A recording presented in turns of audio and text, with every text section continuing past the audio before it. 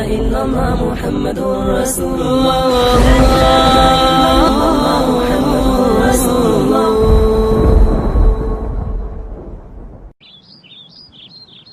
بسم الله الرحمن الرحيم. أيها الإخوة والأخوات، السلام عليكم ورحمة الله وبركاته. شما را خوش آمدید میگوییم به برنامه نوی قصه پیامبران. در برنامه گذشته درباره نوح علیه السلام سخن گفتیم. یادآور میشویم اینکه خداوند قومش را به طوفان هلاک کرد. هیچ ذریه غیر از ذریه نوح علیه السلام باقی نمانده بود. آن اندک مردمی که در کشتی با همراهیش بودند، خداوند برای آنها ذریه نداد. تنها ذریه نوح علیه السلام باقی مانده بود. خداوند اولین مراتب انسانیت را به واسطه آدم علیه السلام برگزید و مراتب دوم به واسطه نوح علیه السلام. جز ذریه نوح کسی نمانده بود. اهل ایمان تنها در زمین بودند. با مرور زمان زیاد شده در هر گوشه کنار زمین پهن می شدند و شیطانها مردم را از دینشان دور می کردند. کوشش می کردند تا دوباره آنها را به شرک برند. اهل زمین آن وقتها همه در توحید بودند، تا اینکه زمان آمد که قومی در جای از زمین با نام احقاف زندگی می کردند. این بین یمن و عمان بود. در بین این احقافی ها قومی بود با نام عاد. شرک در بین همین قوم پیدا شد. بت پرستی در آنها سر شد. خداهای غیر از الله را می پرستیدند. خداوند به آنها نبی از عرب فرستاد. پیامبران عربی اینها هود علیه السلام، شعیب علیه السلام، صالح علیه السلام و پیامبر ما محمد صلی الله علیه و سلم است. اولین پیامبر عربی این هود علیه السلام بود. خداوند او را بر قوم عاد که در زمین سرکشی کردند فرستاد. خداوند به پیامبرمان خطاب کرده فرمود: آیا بر تو قصه خبری قوم عاد نآمد که نآفریدیم کسی را در زمین مثل آنها؟ ألم تر كيف فعل ربك بعاد إرم ذات العماد التي لم يخلق مثلها في البلاد. از جهت قوت و توانایی و بهترین بیناکار و صاحب صناعت بودنشان خداوند هیچ مخلوق بهتر از آنان در آن زمان نآفریده بود. سپس خداوند به آنها نبی با نام هود علیه السلام فرستاد. او آنها را اول به یکتاپرستی دعوت کرد. همه پیامبران را وظیفه اولینشان دعوت به توحید الله ذوالجلال بود. وإلى عاد أخاهم. پیامبر از خود آنها بود، بیگانه نبود، از قوم آنها بود، برادرشان بود. وإلى عاد أخاهم هودا قال يا قوم انظروا للأسلوب قال يا قوم اعبدوا الله ما لكم من إله غيره. آنها را تنها به یکتاپرستی الله دعوت میکرد، به سوی عبادت آن ذات. لیکن به آنها نگرید که چگونه به هود علیه السلام جواب گفتند، در حالی که او آنها را به خداوند با تمام اخلاق و آداب آشنا کرد. حتی به آنها قصه قوم نوح علیه السلام را گفته بود که پیش از آنها بودند و چگونه از روی زمین نابود شدند. واذكروا إذ جعلكم خلفاء من بعد قوم نوح وزادكم في الخلق بسطة. ای قوم، به یاد بیارید خداوند شما را قوت و نعمت داده است، بلکه شما را بعد از قوم نوح جانشین در روی زمین قرار داده است که آنها را به طوفان از روی زمین پاک کرد. به یاد بیارید این نعمتها را، شکر خدا را به جا آورید، خدای یکتا را پرستید، از شما چیزی نمیخواهم. با او گفتند: ای هود علیه السلام، مال میخواهی، ملک میخواهی، میدهیمت. قال یا قوم لا اسألكم علیه اجرا. نه پاداش میخواهم از شما نه مال، فقط میخواهم خداوند یکتا را عبادت کنید. با اسلوب آنها نگرید که چگونه جواب گردانیدند به هود علیه السلام. قال الملأ الذين كفروا من قومه ما نراك إلا في سفاهة وإن نظنك لمن الكاذبين. تو نادان هستی، تو دروغگو هستی. آیا هود علیه السلام به همان اسلوب به آنها جواب گردان؟ آیا به آنها گفت شما نادان و دروغگو هستید؟ هرگیز نه. قال یا قوم لیس بی سفاهه، من نادان نیستم، ولکنی، من تنها شما را نصیحت میکنم. من رسولی امین هستم. در من نادانی نیست و دیوانه هم نیستم، لیکن شما را نصیحت میکنم که از خدا بترسید و او را اطاعت کنید. قصص نور قصص، قصص نور قصص، حكمة وصبر. قوم عاد در برابر پیامبرشان کبر ورزیدند، دشمنی کردند و گمان کردند که آن قوه‌ای که دارند مغلوب نمیشوند. واما عاد فاستكبروا في الارض بغير الحق. انظروا لقوتهم. و قوه آنها که به آن مغرور بودند نگرید. آره، یکی از بهترین حکومت و دولت بود در آن زمان، لیکن ندانستند که از آنها قوی‌تر وجود دارد. واما عاد فاستكبروا في الارض بغير الحق وقالوا من اشد منا قوة اولم يروا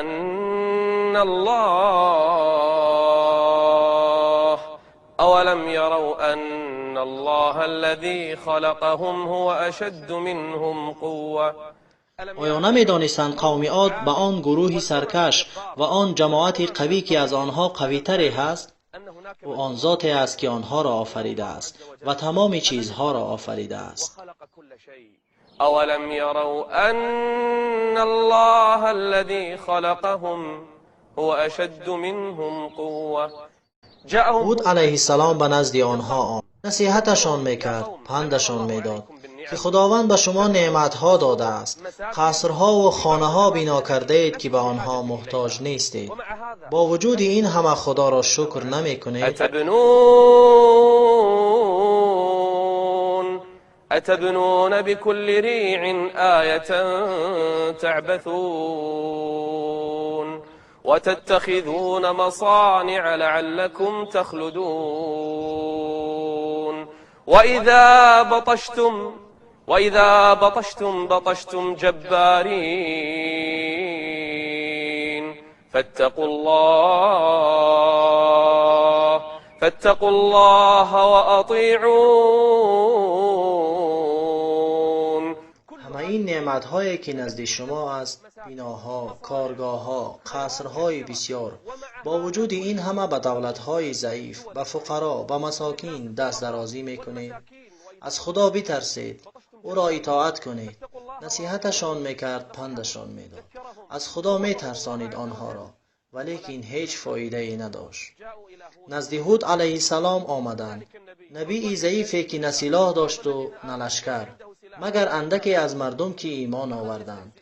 او را مسخره میکردند و میگفتند: قالوا یا هود ما جئتنا ببینه وما نحن بتارکی آلهتنا عن قولك. سرکشی، تکبری، اصرار، انکار. وما نحن بتارکی آلهتنا عن قولك وما نحن لك بمؤمنین. آیا این خدایان را میبینی که آنها را دشنام داده ای و در برابر آنها سخن ناجا گفته ای؟ سبب شده است که تو دیوانه شده ای.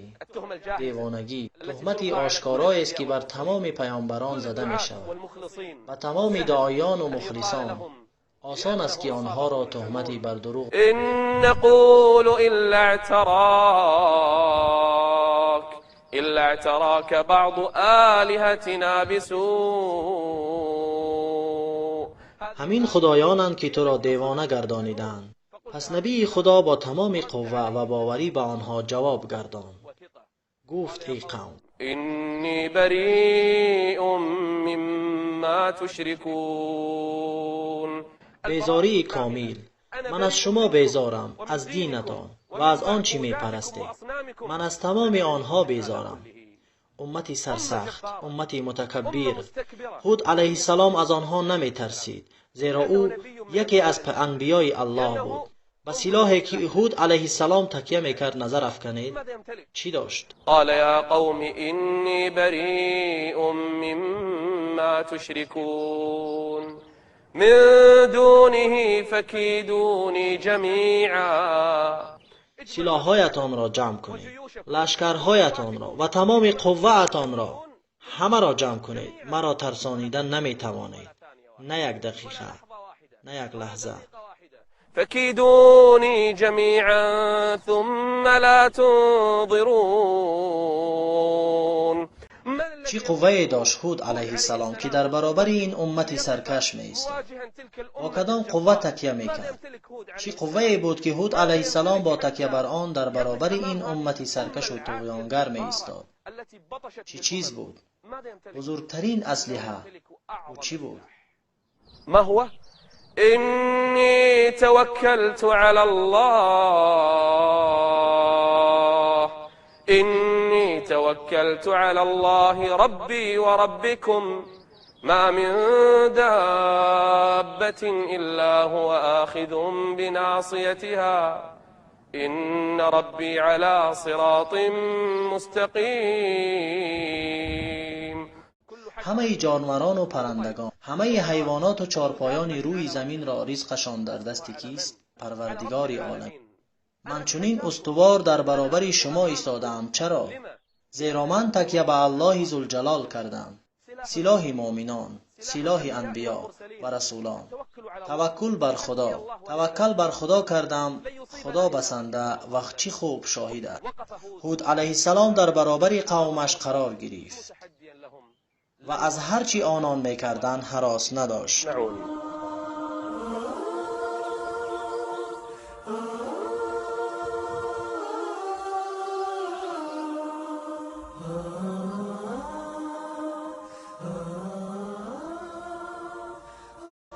قوم هود علیه السلام از او خواستند تا عذاب خدا را به آنها بیارد. بیار عذاب خدایت را. گمان میکنی که عذابی هست از جانب پروردگارت؟ پس نشان مانده. میخواهیم ببینیم عذاب را. حد خدا را گذشتند. به هود علیه السلام گفتند فأتنا بما تعدنا. احمقی را ببینید. و او گفتند فأتنا بما تعدنا إن كنت من الصادقين.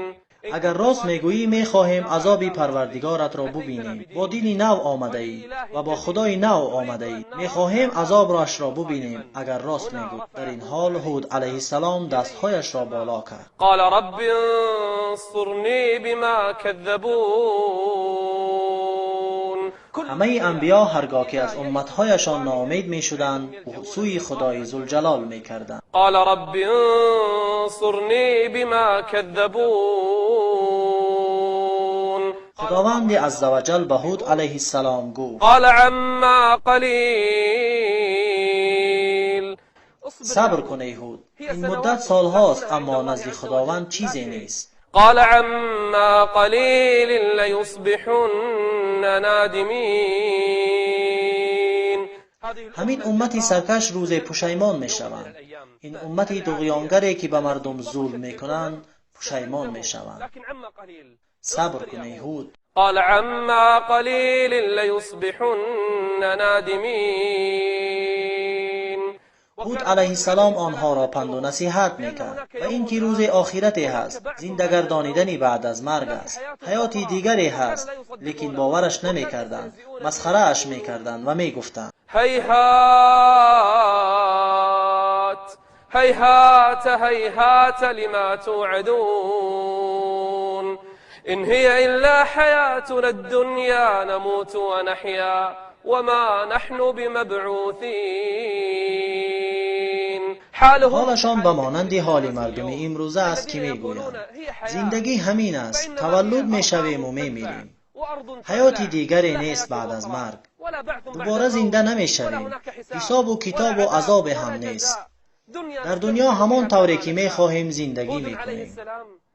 هود علیه السلام خداوند را دعا کرد تا نجاتش بدهد. اولین عذابی که خداوند به آنها نشان داده بود این 3 سال کامل به آنها قطره باران هم نفرستاد. این مردمی سرکش در زندگی به زراعتکاری مشغول بودند و امیدشان به آب باران بود، اما باران نه آمد. قحطی آنها را هلاک کرد. خشکسالی تمام سبزه ها را میرانید. زمین مرد، مالهایشان کم شد. آنها رو به سوی خداهایشان نمودند و از آنها طلب باران نمودند. این هنگام منادی را از آسمان شنیدند که ندا میکرد. این منادی از آنها سوال کرد که چگونه ابر میخواهید؟ آیا ابر سفید میخواهید یا اینکه ابر سرخ و یا ابر سیاه؟ این منادی را شنیدند. آنها 70 مرد از بهترین مردهایشان بودند. گفتند ما ابر سیاه میخواهیم. چی فرقی دارد؟ چون که آنها میدانستند که در ابر سیاه باران زیاد است، در آن آبی زیاد است. خداوند آنها را مهلت میداد. سنستدرجهم من حيث لا يعلمون وأملي لهم إن كيدي متين. قوم هود بعد از آن که خدایانشان را طلب باران کردند برگشتند. این هنگام به آسمان نگاه کردند که ابر می آید. آن ابر سیاه تمام آنجا را تاریک کرد. آنها از این خیلی شاد بودند. آنها گمان می‌کردند که این کرامت از خدایانشان است. کدام کرامت؟ در حالی که آنها کافرند. فلما رأوه عارضا مستقبل أوديتهم قالوا هذا عارض ممطرنا. اولین کسی که عذاب را حس کرد زن بود. حس کرد که این ابر مانند دیگر ابرها نیست. گویا او میدید که چگونه آب از آن ابر میریزد. پس فرار کرد. از آن قشلاق عاد گریخت. از بین قوم هود گریخت. دانست که عذاب بر سر آنها می آید. فلما رأوه عارضا مستقبل أوديتهم قالوا هذا عارض ممطرنا. قوم فکر کردند که این ابر کرامتی از جانب خدایانشان است که بعد این که 3 سال زمین خشکید باران را فرستادند. دعوت پیامبرشان را قبول نکردند. از امرهای الله پیروی نکردند. سرکشی کردند و حتی پیامبرشان را خواستند عذاب بیارد اگر راست میگوید. اکنون عذاب آمد. ابر به آنها نزدیک شدن میگرفت و آنها از این ابر شاد و خرسند بودند.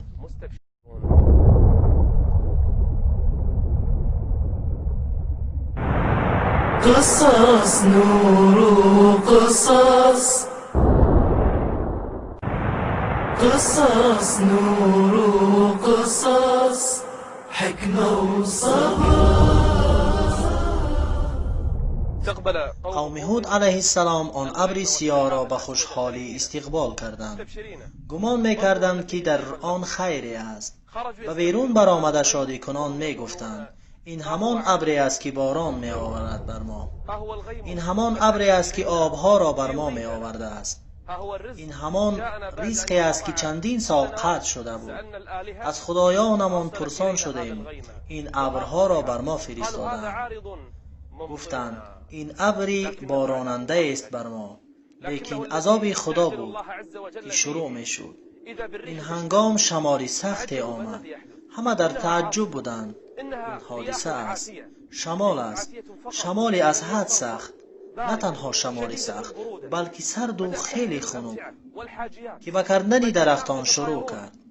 آدمها را به هوا می برد، سپس آنها را به زمین می زد. سر از تن جدا می شد یا مثل درختی پوسیده خرما باشند. و اما عاد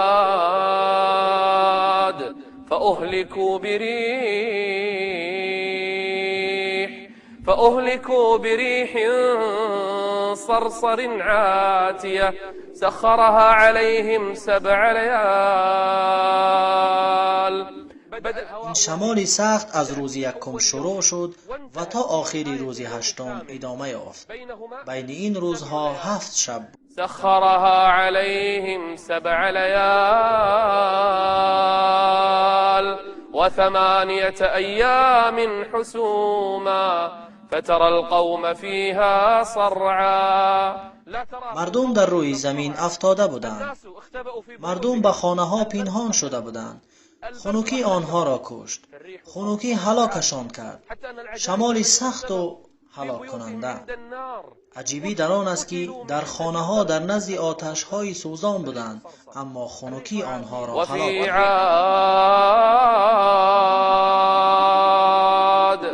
کجاست قوه آنها؟ کجاست غرور آنها که در برابر عذاب خدا بایستند؟ وفي عاد إذ أرسلنا عليهم الريح العقيم ما تذر من شيء أتت عليه إلا جعلته كالرميم. ما أتت الريح على شيء. شمال بر هر چی که می رسید او را میکرد، پاره میکرد، حتی که چیزی باقی نماند. این است یکی از لشکرهای الله. این امتی که سرکشی و نافرمانی کردند، شمال آنها را به هوا برداشت، سپس به زمین زد تا سرهایشان از تن جدا شدند، جسمهای بیجان در روی زمین. فهل ترى لهم من باقیه. آیا کسی از آنها باقی ماند؟ هرگز، جز هود علیه السلام و اندکی که ایمان آوردند. ما جاء أمرنا نجينا هودا والذين آمنوا معه برحمة منا ونجيناهم من عذاب غليظ. وتلك عاد. انکار کردند آیت‌های الله را، نافرمانی پیامبران کردند و از هر سرکش و متکبر پیروی کردند. کجایند آنها؟ خداوند به آنها چی کرد؟ این امتی که سرکشی کردند و گمان می‌کردند که با قوت‌ترین کسانند در روی زمین. واتبعوا في هذه الدنيا لعنته ويوم القيامة الا ان عادا كفروا ربهم الا بعدا لعاد قوم هود. آیا آثاری از آنها باقی ماند؟ آیا از آنها چیزی باقی ماند؟ خداوند نابودشان کرد. هر امتی که سرکشی از فرمان خدا میکند و نافرمانی رسولانش میکند و در روی زمین کبر میورزد، این از سزایش. الم تر کیف فعل ربک بعاد ارم ذات العماد التي لم يخلق مثلها في البلاد. آیا ندیدی ای محمد که چی کرد خداوند عزوجل به آنها؟ نابودشان کرد. الله این قصه را در قرآن ذکر می کند تا اینکه این امتان سرکش و این دولت‌های ظالم که گمان می کنند که در روی زمین قوه نیست که در برابر آنها است. یک لشکر از لشکرهای خداوند یک امت را هلاک کرد که هیچ آثار و نسلی از آنها نماند و الله ذوالجلال هود علیه السلام و اهل ایمان را نجات داد و همه کافران را هلاک کرد. در برنامه آینده به خواست خدا درباره امتی که کوه‌ها را مسخر کرده بودند، از کوه‌ها خانه ساخته بودند، 1000 ساله ها تا این جانب آثار آنها وجود دارد. قصرها و خانه‌هایشان در کوه‌ها تا این دم وجود دارد تا اینکه عبرت بر امت آینده باشد. این کدام امت است؟ این کدام قوم است که بعد از قوم عاد آمد؟ کیستند آنها و الله ذوالجلال کی را به آنها فرستاد؟ نبی خدا صالح علیه السلام بود. این نبیی که خداوند به این امت فرستاد چی گفتند با او؟ چی کار کردند با او؟ و چگونه آنها را خداوند عقاب کرد؟ این است موضوع در برنامه آینده ما. موضوع حديثنا باذن الله عز وجل في الحلقه المقبله. استودعكم الله والسلام عليكم ورحمه الله وبركاته. قصص نور قصص